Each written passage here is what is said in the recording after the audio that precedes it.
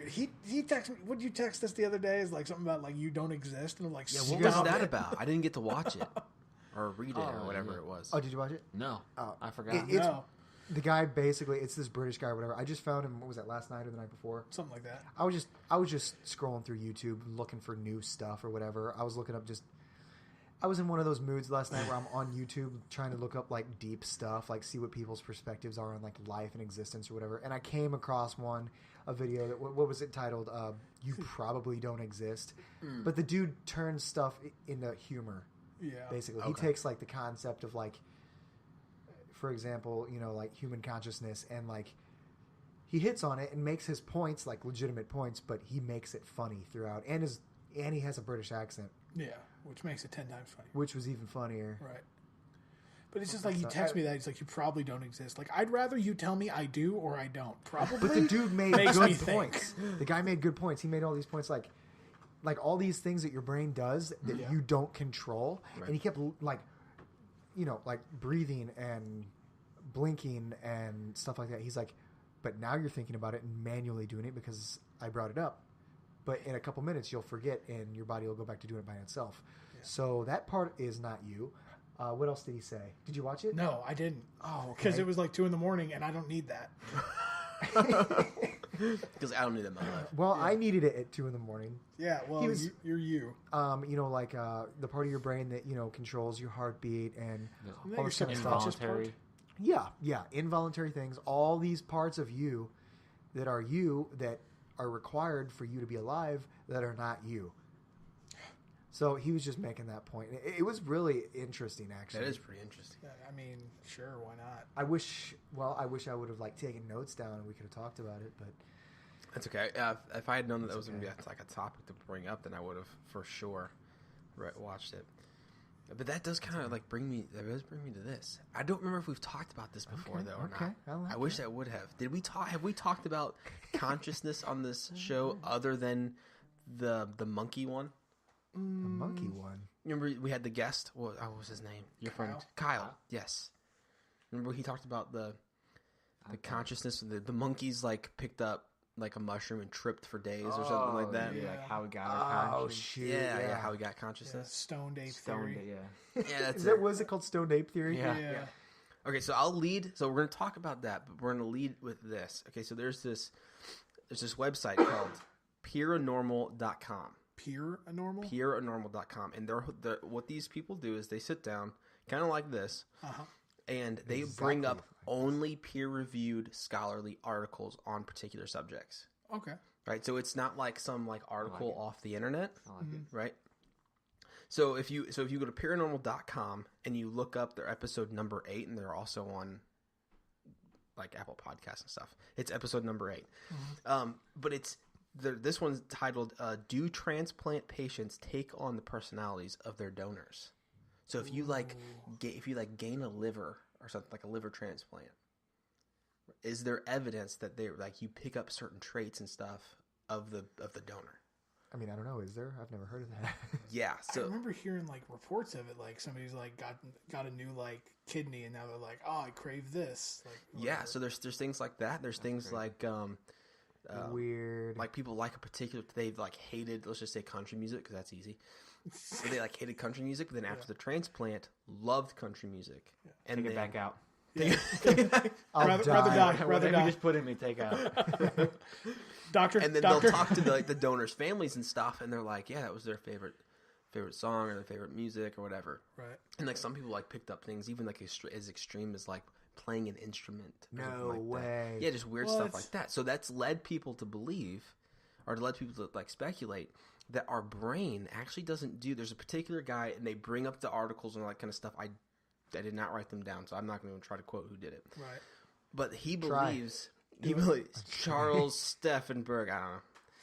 But they so you've heard that we only use like 10% of our brain. Yeah.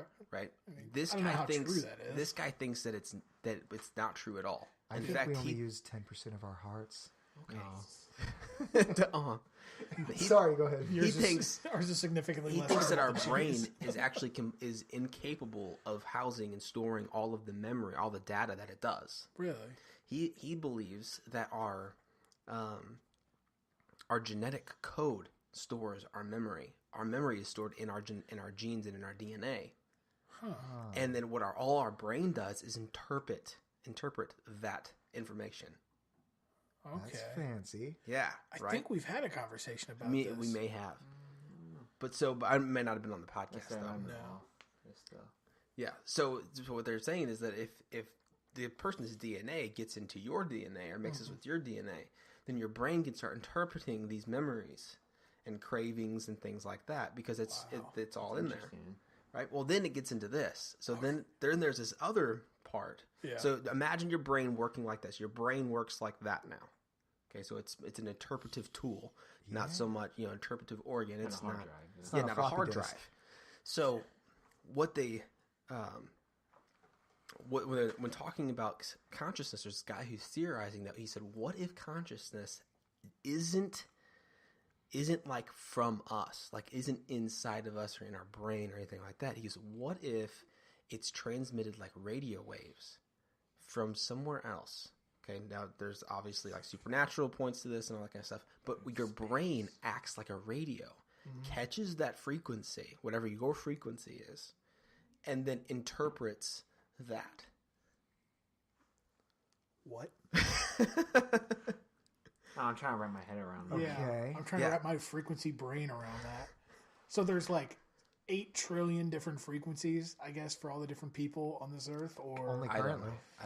It probably is not like an actual. I'm saying it acts as a frequency, or like in a manner that a frequency, like a radio wave, would hit a radio, and the radio would interpret that information. I remember hearing something about like blood having like reactions to radio waves and things like that because they iron in your blood. There is like studies and stuff that are going on. Like they think that blood actually does give off its own frequency. Right. Guys, like there was that. a study. There was a I don't know if it produced anything. You guys weren't there for that, were you? No, I have no idea. Yeah, there was a study.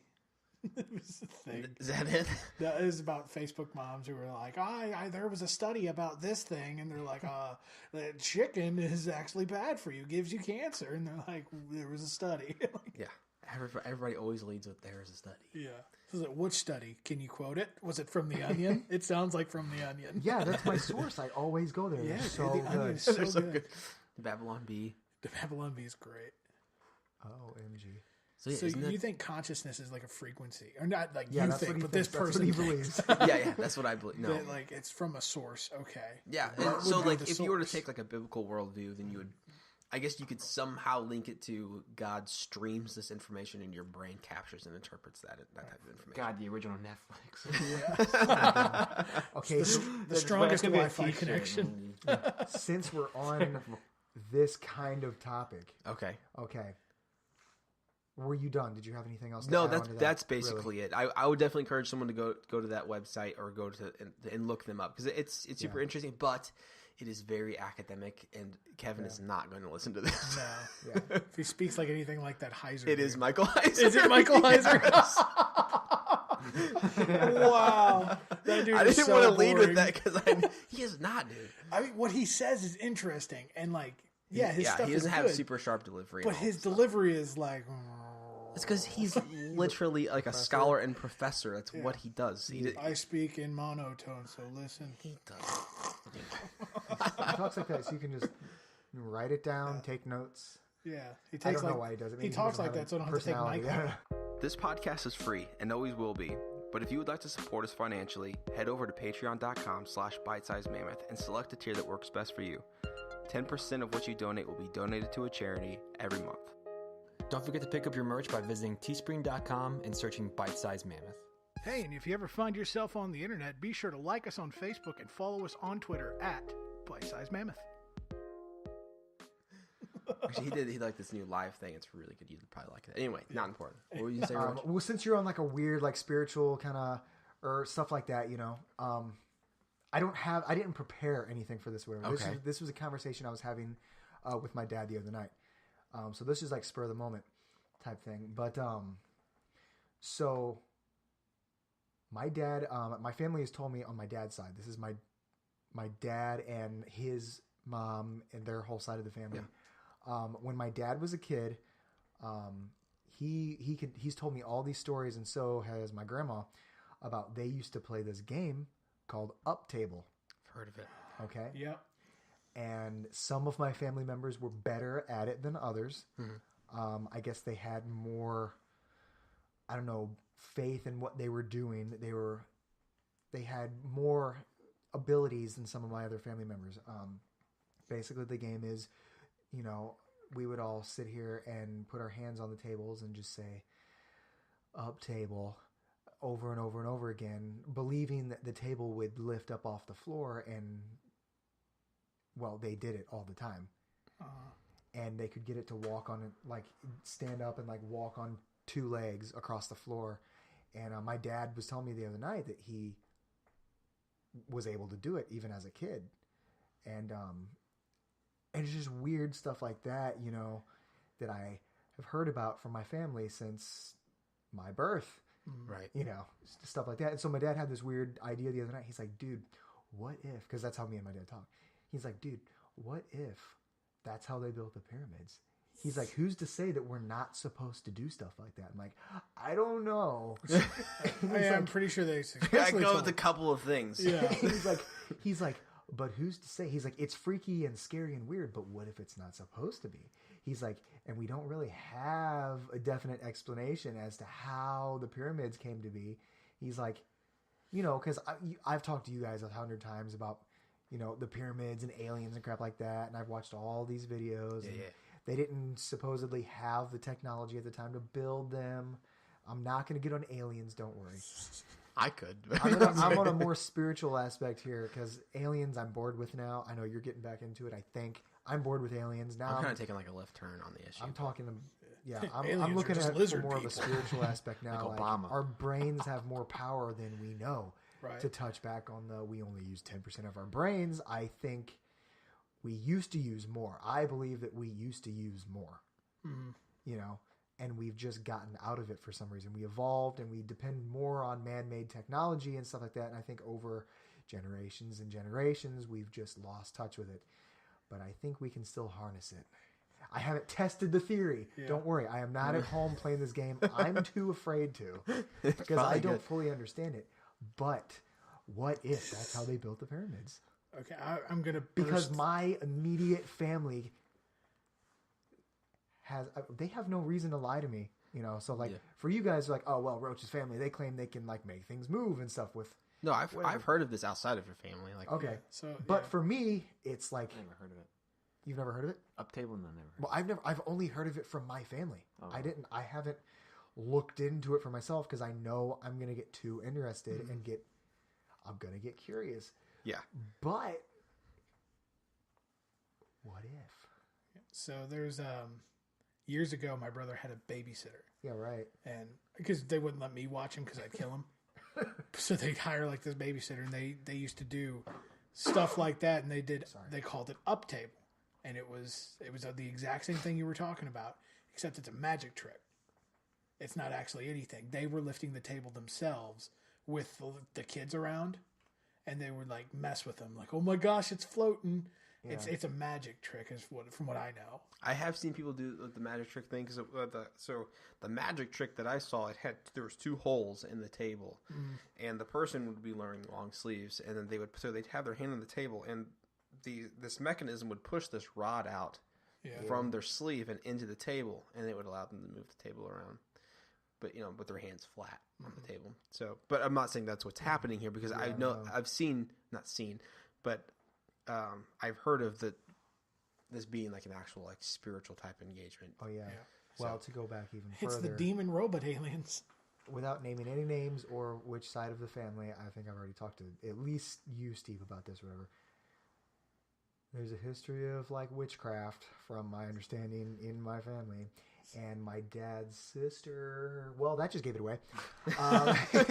Cue the dolphin noise. Well, he told me he won't care if I talk about it, whatever. But supposedly he would be able to.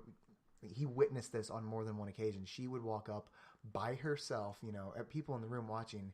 She would put one finger on the table just like this, and it would lift up that half of the table, and she would just like this, and it would walk on its back legs, and she would just guide it around the room. Yeah. And I'm like, that's creepy. And it, when I'm like 16, he told me this stuff. I'm like, let's try it. He's like, no. No. Or counter offer, go to your room. Go here. Yeah, so I've been hearing these stories forever, and I've always Thought maybe that's and your dad is hypothesizing that it's possible that that's how the pyramids were built. yes, and it's a little freaky, but it's interesting. Yeah. So with your question, like why? What are your? Because your dad said, "Who's to say that we're not supposed to do this stuff?" Mm-hmm. There are like specific Old Testament laws that are like, "Don't do that stuff." Yeah. and then like on top of that, so like look at specifically with the pyramids because that's what we're talking about. And then he said, in conjunction with that, he said, who's to say we're not supposed to do this stuff? So I would ask, why were the pyramids built? And in my opinion, and I think, yeah, we talked about this. yeah, like so the pyramids. Or not the pyramids, not specifically the pyramids, but so the ancient people believed that gods lived on mountains, right? So in that, because that's where they dwelt. Men, especially in the higher mountains, they're not going to climb them. Especially back then, you wouldn't survive. Most people can't survive it now. Exactly, and we have like special equipment. They didn't have this special equipment. So they believed that they lived up there. The gods lived up on mountains and things like that. So when you lived in a plain and you wanted the god to be among the people, you would do what? You would build an artificial mountain and bring the god to you. Ziggurat structures all around the world. They're all temples for these specific things. That's kind of like there's like this particular biblical worldview that ties a thread through all these different things. So in this particular biblical worldview, that's where you see like we've got like the ziggurat structures like all over the world and things like that. And then they're like, well, why is it all over the world? So anyway, so with the pyramids, if they were thinking the exact same thing. And I believe that they were. I believe they did have something to do with bringing a particular god or deity to and live among the people. Then I would say that's a bad thing. So why were they building the pyramids? And why, if they did use this particular method, that if they were doing it for a wrong reason, I would say that the method was probably, especially if it's like a spiritual method. It wouldn't equate to like hammer and chisel. Right, because you wouldn't just necessitate that for everything, so therefore never use hammer and chisel. But if you're using a spiritual method to build something spiritual that you shouldn't be, then the method's probably not good either. Right. So cranes are of the devil, is what Yes. you're getting at. Okay, Yes. That's what I thought. Specifically the Nephilim, though, not so much the devil. They're not too bad. Yeah. Oh boy. No, I'm just kidding. Easy there, Heiser. So That's good. That's my opinion. I don't know.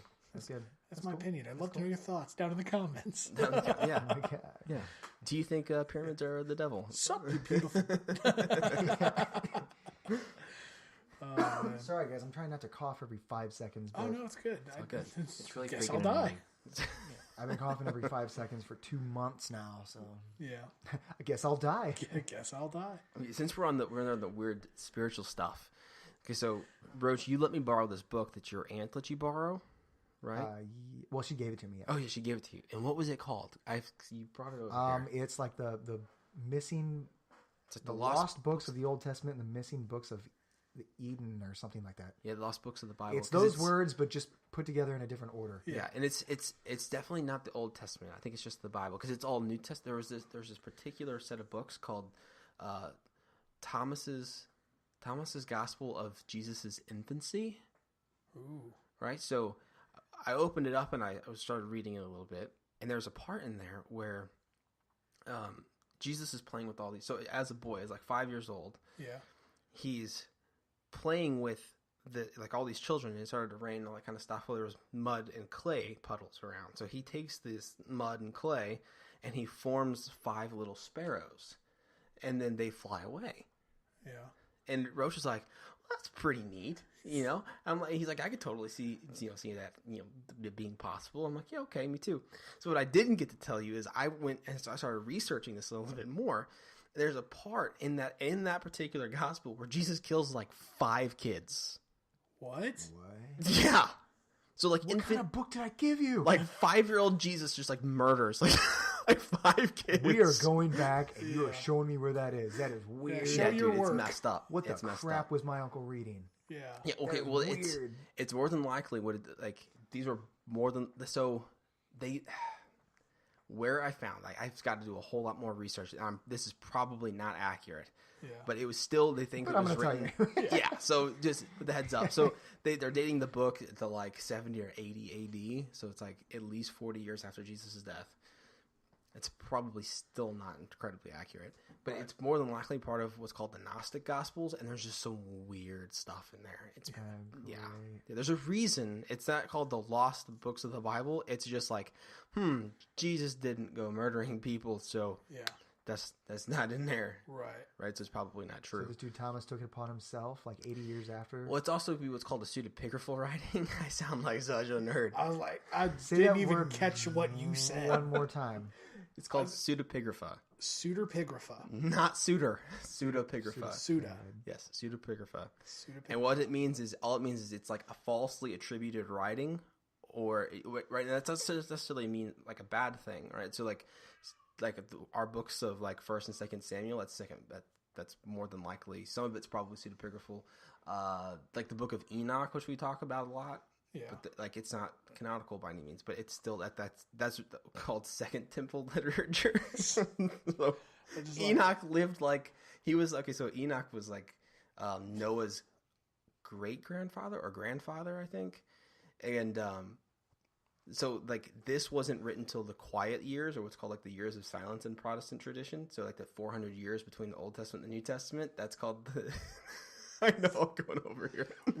My whole point is we're just staring at him as Professor Steven gives his lecture. Oh, man, I'm sorry. Go ahead. You take it from here, Kevin. I don't know. I can't be as interesting as you, I guess. All I'm saying is that it's more than likely BS. Yeah. Right on. It's cool. probably not written by Thomas. Cool story. Tell me again. You asked what pseudepigraphal meant.